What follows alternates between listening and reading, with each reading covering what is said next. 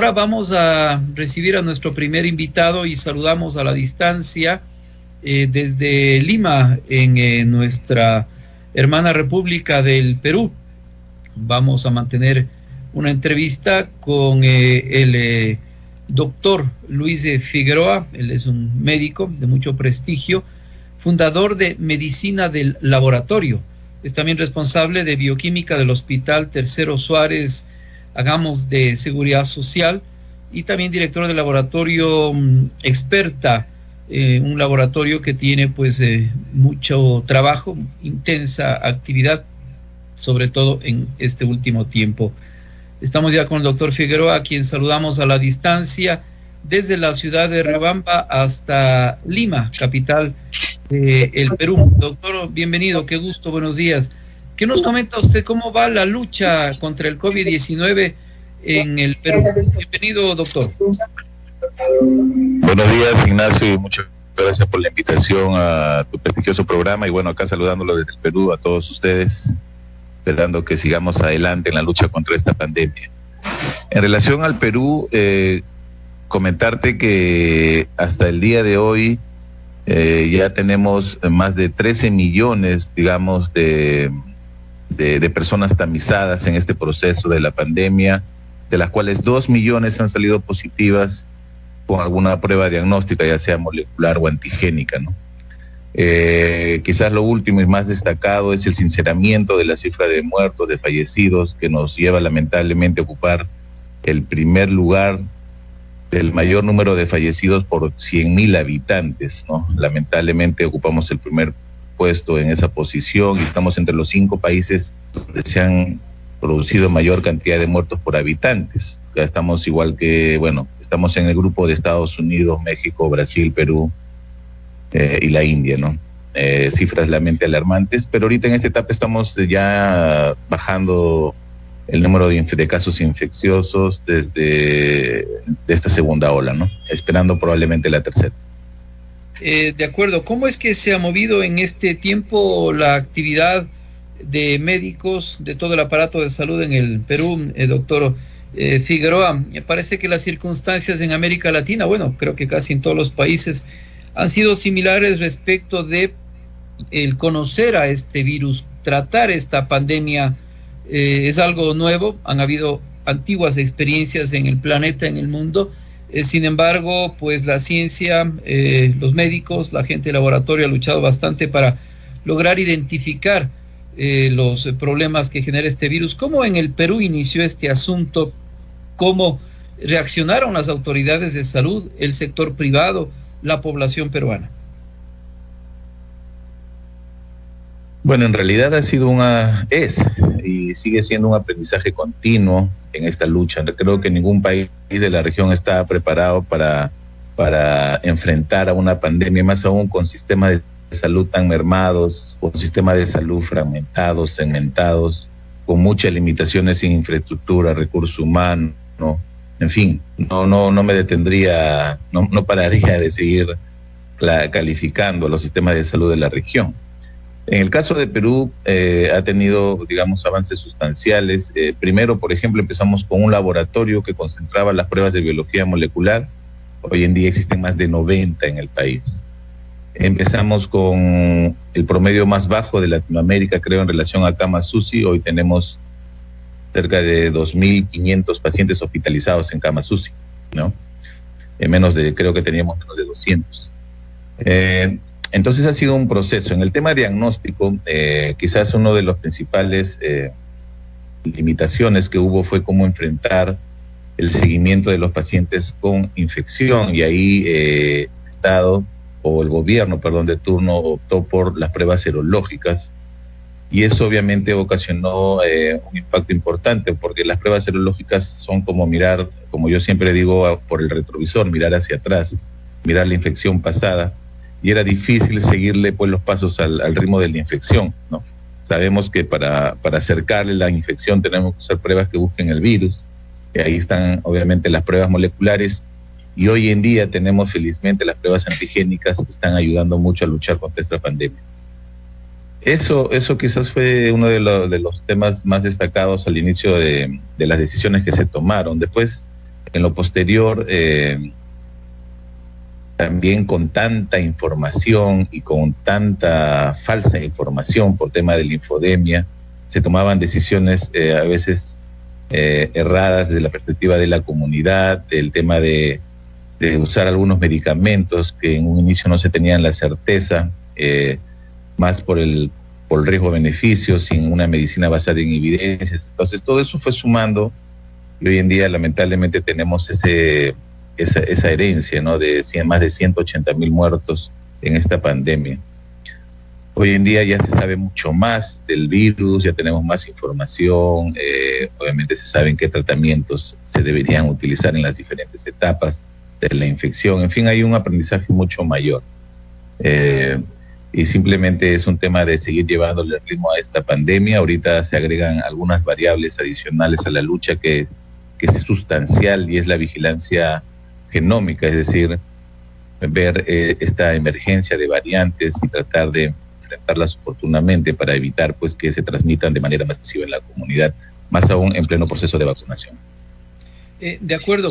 Doctor Figueroa, ahí en el Perú, ¿cómo ha reaccionado el sector público, el sector privado? Usted tiene experiencia, trabaja pues de hecho en los laboratorios de carácter privado, está en estos proyectos muy importantes y también labora en el sector de la seguridad social en el Perú. Bueno, ¿cómo ha sido el trabajo de los profesionales en estos dos ámbitos y cómo han logrado integrarse para luchar en contra de esta pandemia en el Perú? En realidad, desde el inicio, al menos el sector público, diría yo, el sector público tuvo una merma importante del recurso humano a raíz de que, por tener factores de comorbilidad, tuvieron que irse de aislamiento obligatorio a su casa. O sea, hubo una declaración jurada para retiro voluntario a su domicilio, porque tenían obviamente factores de riesgo. La mayoría del personal en el sistema público nuestro y probablemente en el vuestro también es que son mayores de edad, ¿no? Son personas ya de edad, mayores de 60 años, 50 años, entonces ya tienen preexistencia, diabetes, hipertensión, obesidad. Por lo tanto, yo diría que hubo una merma casi del 40%, en algunos lugares hasta del 50%. Entonces todos los hospitales se transformaron en modo COVID para tratar de luchar contra la pandemia. Eso por un lado. Por otro lado, el aprendizaje constante de cómo ha ido evolucionando las directivas y normas que se han ido emitiendo del Ministerio de Salud para tratar de actualizar la información y homogeneizar, digamos, las decisiones, ¿no? Al menos de la parte de la seguridad social, se ha ampliado la capacidad de atención en camas UCI, en camas hospitalarias. La infraestructura de salud, digamos, ha crecido en beneficio de este tipo de población en general. Las camas UCI, en fin, igual el Ministerio de Salud, pero lamentablemente sigue siendo insuficiente para tratar de coberturar al 100% de los pacientes que lo necesitan. Una gran limitación también es que los centros de atención primaria, el primer nivel de atención, pues tiene enormes falencias, ¿no? Y eso va a llevar probablemente que en un futuro no muy lejano tengamos otra, no diría pandemia, pero sí epidemia, pero de enfermedades crónicas maltratadas, ¿no? Se viene un tsunami de estas enfermedades en un futuro, y yo creo que los temas de salud deben estar preparados, especialmente primer nivel, para tratar de contener con medicamentos esenciales oportunos, con pruebas de laboratorio oportunas, para poder brindar un tratamiento adecuado a esos pacientes. Sí, son los retos que se le vienen a la humanidad, ¿no? Definitivamente, doctor. Estamos dialogando desde Radio Bonita de Riobamba en enlace directo con Lima, Perú, con el doctor Luis Figueroa, un médico especialista en temas de laboratorio, en asuntos de bioquímica y, por supuesto, médico también en el área de la seguridad social en el Perú. Conversemos ahora también, tiene interrogantes nuestro compañero Carlos Sandino, director del noticiero Visión. Carlos, adelante.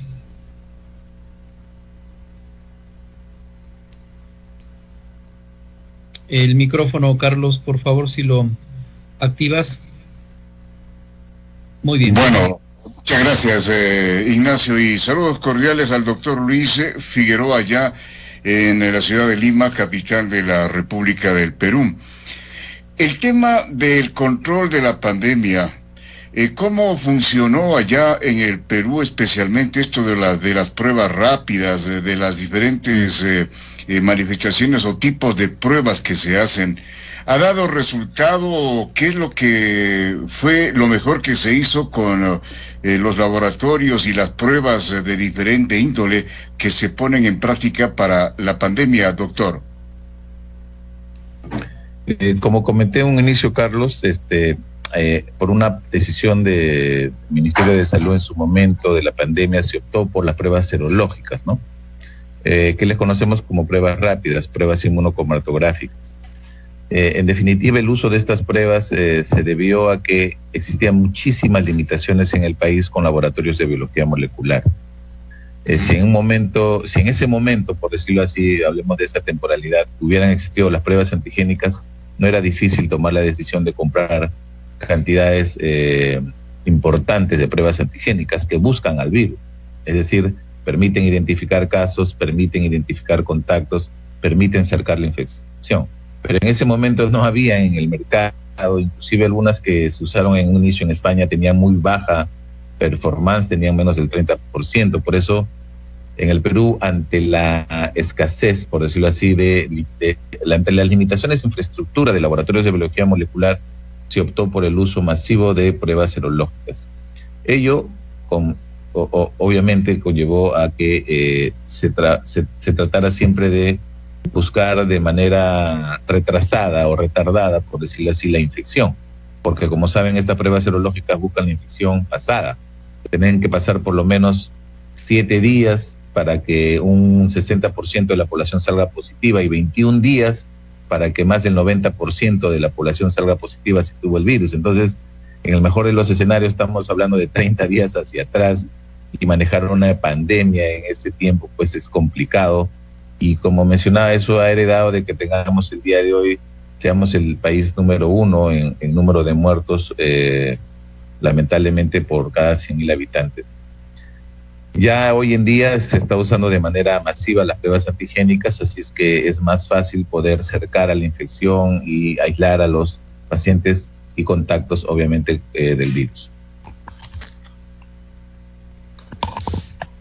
De acuerdo, y toda esta situación también ha tenido que ver, doctor, no solamente con el trabajo de ustedes, los profesionales, sino la actitud del pueblo, la actitud de la sociedad, considerando todos los estratos, ¿no? Y los niveles también de cultura, las tradiciones, las costumbres, lamentablemente esas diferencias que existen, ¿no? Dentro de una ciudad, gente que se comporta bien, gente irresponsable, en el campo también, en los lugares más olvidados, en los cinturones en donde hay muchísima pobreza alrededor de las ciudades. La consulta, doctor Figueroa, ¿cómo reaccionó el pueblo peruano frente al tema de la pandemia? ¿Hubo disciplina, indisciplina? ¿Cómo está al momento la situación frente al COVID-19? Bueno, en realidad es una pregunta bastante compleja, pero voy a tratar de ir de lo general a lo específico. Lo que usted menciona se conoce hoy en día como sindemia, ¿no?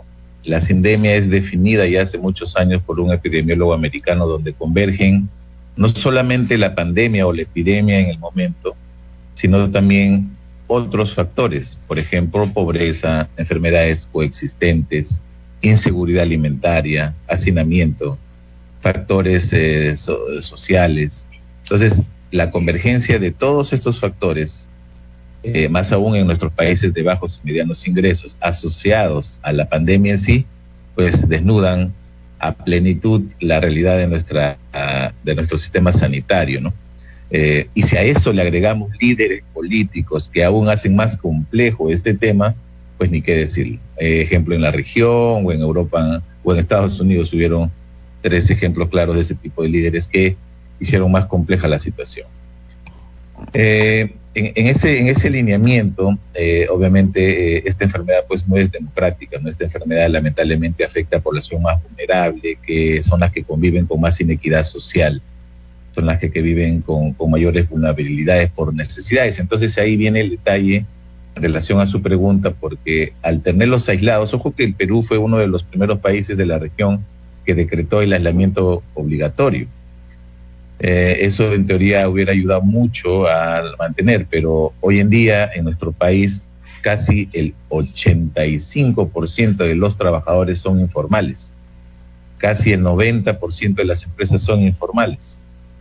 Entonces, si no estamos hablando de trabajadores formalizados, la probabilidad de que necesiten salir a la calle para ofrecer sus productos o lo que tengan que hacer para ganarse el pan de cada día hace aún más complejo de que puedan mantenerse en un aislamiento obligatorio, por la misma necesidad de que necesitan, obviamente, tener ingresos para su canasta familiar. Entonces, el escenario se puso muy complejo, se decretaron obviamente varias etapas de aislamiento obligatorio, pero lentamente se tuvieron que comenzar a flexibilizar, y por otro lado también la caída de los puntos económicos en la macroeconomía, el PBI, los indicadores económicos llevaron al final a que se comience a flexibilizar todo este tipo de disposiciones, digamos. Hoy en día convivimos con el virus, ¿no? Hoy en día inclusive hay una disposición reciente del Ministerio de Salud donde ya, a raíz de que estamos todos vacunados, especialmente los profesionales sanitarios, están pidiendo que se retorne ya a labores el profesional de salud. Doctor, sobre este último tema que usted acaba de abordar en comparación con lo que sucede en diferentes países como el nuestro, acá en el Ecuador, en Chile, en el Brasil, allá en el Perú, ¿cómo les fue con el tema cantidad de vacunas? ¿Qué nivel de población está ya prácticamente con la vacuna? ¿Qué porcentaje de la población han logrado ustedes vacunar ya allá en Perú? En relación al proceso de vacunación, hoy en día tenemos ya más de 4 millones de peruanos que han recibido 1 o 2 dosis, ¿no? Eso más o menos representa un 8%. En general, ahorita estamos entre 63 y 64 años. Y se están usando vacunas génicas, ¿no? Que tienen una interesante respuesta serológica. Entonces, el proceso de vacunación está continuando. Hace poco el presidente declaró una llegada importante de cantidades de vacunas, especialmente las de Pfizer. Y el proceso continúa. Hoy en día se está haciendo de manera ordenada en el Perú. Ya existía una experiencia importante de vacunación hace muchos años. Entonces es un tema que continuará, ¿no? Pero ya cerca del 8 o 9%. Se calcula que para fin de este año probablemente tengamos un porcentaje bastante importante de la población vacunada. Qué bueno. Acá en el Ecuador estamos también en un proceso bastante lento y bueno, no sé cuál será su criterio y opinión, pero hablar, por ejemplo, de este organismo de la OMS, la Organización Mundial de la Salud, realmente para la gran mayoría de la población falló porque ellos solamente como que generalizan el tema y dicen, bueno, la pandemia es peligrosa, tienen que cuidarse y demás, pero no ha habido ese proceso equitativo, ¿no? De que los países, las grandes potencias hayan acaparado prácticamente todas las vacunas que se habían producido en un comienzo y han dejado a los países como Latinoamérica, por ejemplo, sin vacunas. Yo creo que hace falta aquí en este momento hacer un llamado para que aquellas naciones que tienen inclusive demasiada cantidad de vacunas que no están siendo utilizadas para que puedan enviar acá a nuestros países, doctor.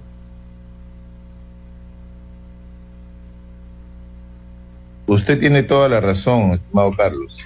Lamentablemente, solo 10 países se abastecieron de casi el 70% de la producción de vacunas en el mundo. A pesar que COVAX Facility ha hecho todos sus esfuerzos por tratar de equiparar la cancha, nunca lo pudo hacer, ni podrá hacerlo, porque hay que entender que la demanda, la producción, las empresas producen vacunas obviamente para tener al final también rentabilidades. Entonces yo voy a vender a quien me compra todo lo que puedo, ¿no?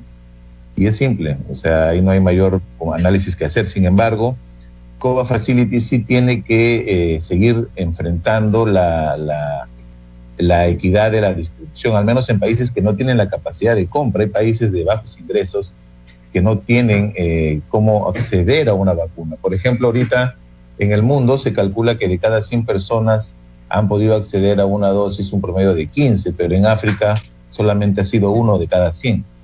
Entonces, si se dan cuenta, hay una inequidad importante, por lo tanto, se entiende que tratar de igualar eso va a ser un poco complejo. Y efectivamente, ¿no? Que hay países que ya probablemente tienen un stock importante de vacunas antes de que probablemente se puedan vencer en sus almacenes, mejor es que lo distribuyan a países que aún, por ejemplo, no han recibido vacuna, y que hay muchos en realidad en el... De acuerdo.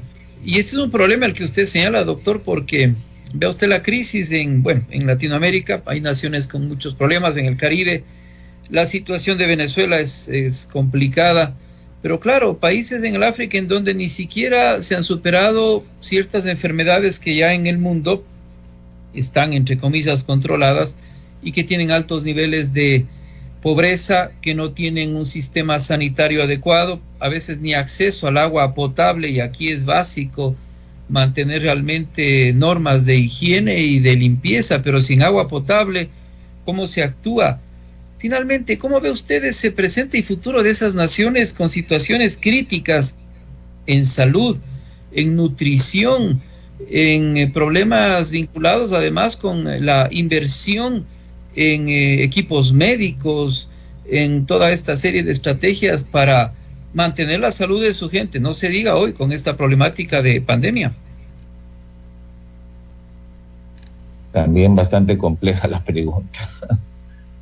En realidad, efectivamente, como usted dice, ya muchos continentes, Europa, Estados Unidos, Asia y otros, han migrado su perfil epidemiológico hacia las enfermedades crónicas no transmisibles, es decir, su principal carga de enfermedad, la principal cantidad de enfermedad que existe en su país son por enfermedades como la diabetes, la hipertensión, las enfermedades cardiovasculares, la enfermedad respiratoria. Pero África en particular sigue todavía conviviendo con las enfermedades transmisibles, malaria, VIH y otras enfermedades, ¿no? Diarreas, en fin. ¿Cómo hacer que estos países tengan una mayor oportunidad y puedan servir? La verdad que es bien complejo. Por decirle nomás, yo que reviso el tema de medicina y laboratorio, nuestros países, por ejemplo mi país, increíblemente tienen por medio de un patólogo clínico por cada 50.000 habitantes. África tiene un patólogo por cada 5 millones de habitantes. Para que ellos puedan equiparar la cancha, por ejemplo, y tener un número de patólogos como profesionales comparado con Canadá o Europa, Reino Unido, deberían esperar 400 años de egresados de sus facultades de medicina para llegar a equilibrar esa necesidad. Entonces, imagínense. Yo creo que es un gran desafío para las organizaciones como la OMS o de repente otras que traten de buscar el equilibrio en esta realidad. Yo creo que estas instituciones a nivel mundial deberían de preocuparse por tratar de fortalecer un poco más las necesidades en estos países. Yo creo que esa sería la única forma para tratar de llegar Doctor, tomando en consideración de que este tema de las pandemias no es que con el COVID-19 prácticamente la humanidad queda libre, todo lo contrario, se anuncian más bien pandemias y más pandemias, ya prácticamente la humanidad se sentirá afectada. Y esto es realmente el comienzo de una gran situación difícil que vivirán la humanidad y los pueblos como los nuestros en Latinoamérica. Así que ese llamado más bien para que tomemos ya las precauciones del caso, y como usted bien señala, hay que aprender ya a convivir con estos virus, pero también estar preparados y listos para cualquier otra eventualidad, doctor. Es correcto, en realidad el hecho de que pudieran emerger nuevas pandemias es probable, es simplemente una teoría, es una posibilidad. Pero yo creo que con la emergencia, o mejor dicho, la vacunación masiva y todo lo demás, esta enfermedad va a ser controlada y espero que en menos de un año todo vuelva a ser a como era antes, ¿no? Yo no creo que esta realidad de vivir con mascarillas, de tener un aislamiento corporal, sea por mucho tiempo. Yo creo que en la medida que los países puedan hacer todos sus sacrificios de vacunar a la población, la normalidad va a llegar tarde o temprano. No sería tan apocalíptico. Gracias, doctor, por las opiniones y la entrevista, y que tengan suerte. También allá están en elecciones, ¿no? A ver cómo les va en la elección del nuevo presidente o presidenta de ese país. Suerte a ustedes. Gracias a ustedes por la entrevista. Gracias, doctor, un buen día. Bien. Buen día.